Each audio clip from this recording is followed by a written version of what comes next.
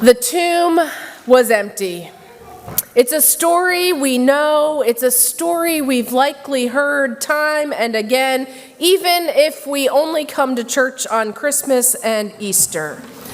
But Matthew's telling of the Easter story that Genna just read is a little bit different than the one we hear in Mark or Luke or John. Just like in the other three, it's the women who show up at the tomb. But Matthew's story has some theatrics to it. We have an earthquake, we have an angel whose face is like lightning and whose clothes are dazzling white, and we have the said angel moving a big giant stone. But that's not the only difference. In the other three Gospels, we have the women showing up with spices and with ointment that they were planning to anoint Jesus' body. That is something that was done in those days to prepare the body to be laid to rest after death. But in Matthew, there's no spices.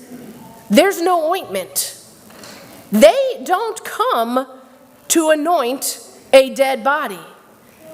They come to see. They come to see as though they are expecting something amazing. When the Marys show up to see, that's when the earth shakes. That's when we encounter the angel, when we see the tomb opened up, and they don't run in fear or get frozen like the guards. They stand in expectation. And they are likely remembering. Now, 3 different times at least in the Gospel of Matthew already, Jesus has said, I must go to Jerusalem and undergo great suffering, and be killed, and on the 3rd day be raised. 3 times Jesus has said that. So they are looking through Easter glasses, waiting to see if Jesus has been raised. So what do we see when we put on our Easter glasses? I can't see through these glasses. Do we see the same old, same old? Natural disasters wreaking havoc here and there, violence, despair, pain, and suffering. Or do we see new life? Do we see new life that our congregation has provided to the family of our refugee family, Sahir and Wafa? They lost 72 extended family members in the earthquake in Syria and Turkey. But social concerns and some generous people from this congregation and those connected with us have sent over $2,000 directly to them that they are using to buy a car so they can work and buy food every day. New life, where once there was disaster. Do we see new life in the story that has come out of Rockland, Maine Police Department? On March 30th, that police department was informed of the theft of a child's Spider-Man bicycle, stolen from a 3-year-old boy while he was shopping in the store with his mom. A superhero, though, stopped by the police department and donated a brand new Spider-Man bike, matching helmet, matching bike lock for the young victim. But that's not the story of new life.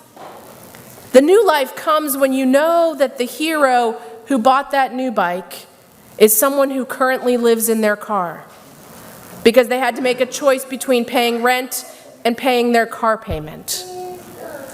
So they let their apartment go and they live in a car They didn't have any money to spare, but they knew the money that they would buy this new bike with would change that young kid's life and their perspective on humanity. And from doing that, that isn't even the new life. The new life is coming when word has spread. The police department can't raise any money for this person, but social media has. And people have been donating to this unhoused person who gave more than she had to give, so that not only can the kid have a new bike, but perhaps this person, this unsung hero's life, is being turned around. New life, where once there was just sadness of a stolen kid's bike. Do we see new life when earlier this week I got a text from a friend whose child has been struggling mightily with addiction? This friend shared the news with me that their child has been accepted to a 4-year university because they've been on the road to recovery long enough and hard enough that they're able to turn their life around and pursue college. New life where once there was just the wallows of addiction. Friends, do we have our new life glasses? You might not be as cool as me, but we all have new life glasses to put on. So I want you to put yours on, and I want you to turn to someone near you and share a quick story where you have seen new life. Go ahead. Go. Where have you seen new life? You're doing such a good job sharing new life stories. We indeed can see new life all around us. Now on Easter, it's easy to put on our new life glasses and expect to see signs of new life all around us. But what about tomorrow? What about next week? What about next month? What does it look like to live as though we always have our Easter glasses on?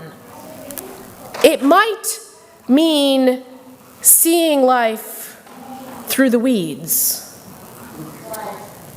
I was walking this past week, and if you've been out walking in the springtime, you've noticed these weeds just sort of grow out of nowhere. And a neighbor decorated their weed. We have an opportunity to expect to see new life in the midst of the weeds, to see the new life before us, to work to ensure that there is new life around us. Life for everyone. Friends, like the Marys who show up at the tomb expecting to see something, we too live on this side of the resurrection, where we ought to expect to see new life, signs of new life, signs of God's hand at work all around us.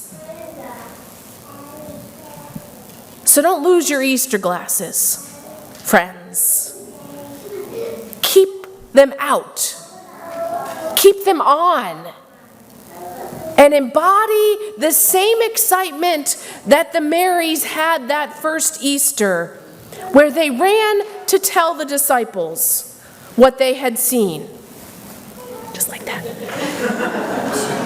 Embody that excitement. Notice. Sometimes we fall down, it's okay. Notice and share where you see new life. Because when we have these glasses on, the better we get at seeing it and telling the story, the more we see, and so it continues. May it be so. Amen.